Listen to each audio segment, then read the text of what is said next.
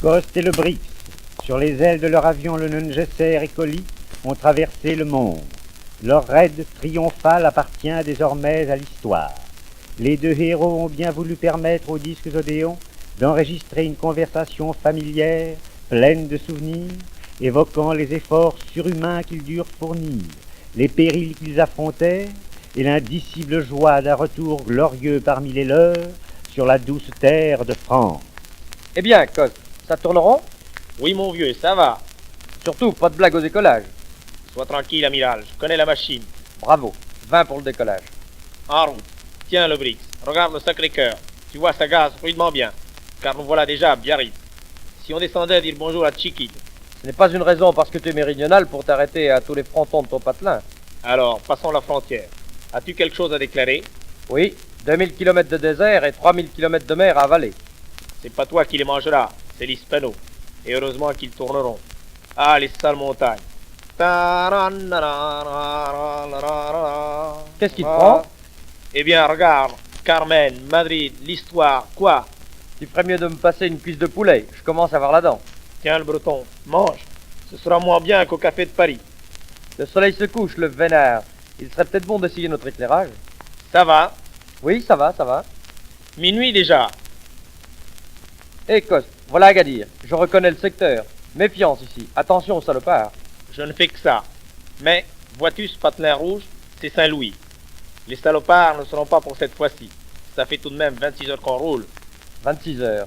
Paris-Saint-Louis, première étape, ça y est. Sapristi, ce qu'il a été dur de quitter ce sable de Saint-Louis, ce qu'il est mou, ce qu'il est lourd. Les roues ne voulaient pas décoller. Nous n'avons pas eu de veine avec cette sacrée pluie. Nous aurions pu partir 2 jours plus tôt. Et puis, regarde la nouvelle tornade qui arrive. Traversons-la.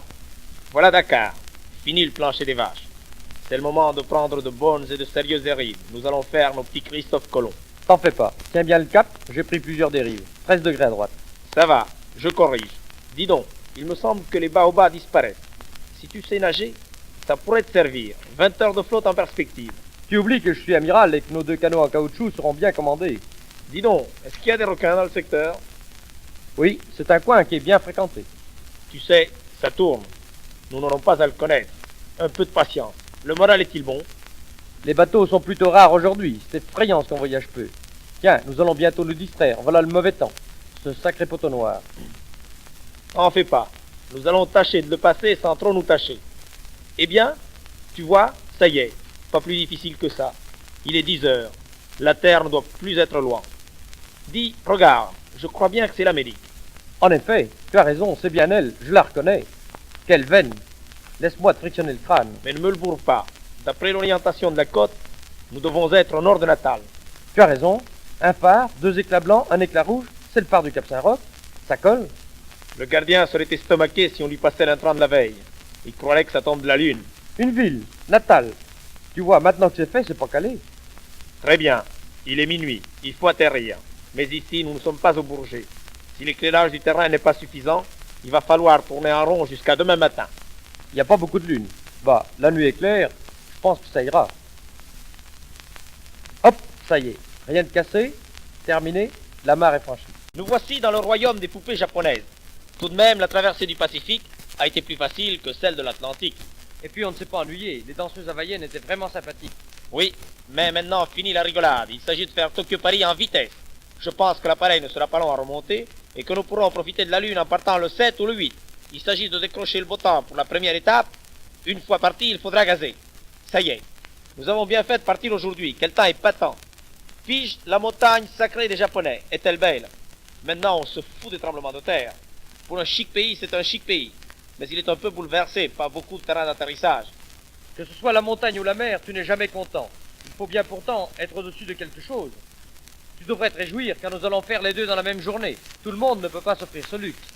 J'en profite pour te signaler Nagasaki, zone interdite. Passe un peu à gauche. Et maintenant, à nous la mer jaune et le péril de la même couleur. Cette mer porte bien son nom. Elle est plutôt sale. Ah, vivement la Chine. Shanghai. C'est pas trop tôt, ça fait tout de même 900 km de patouille. Nous n'avons pas le choix. Alors c'est entendu, on va survoler le fleuve. Comme ça, tes copains du Michelet seront contents. Nous avons eu la chance d'atteindre la côte de Chine avant la nuit. Demain, quand le soleil se lèvera, la première étape sera bien malade. Oui, mais quel sale temps, quelle sale côte. Pas de phare pour se repérer, dire que ça peut durer toute la nuit. La brume continue. Nous risquons de tomber sur un bec de gaz. Et nous sommes limités par l'essence.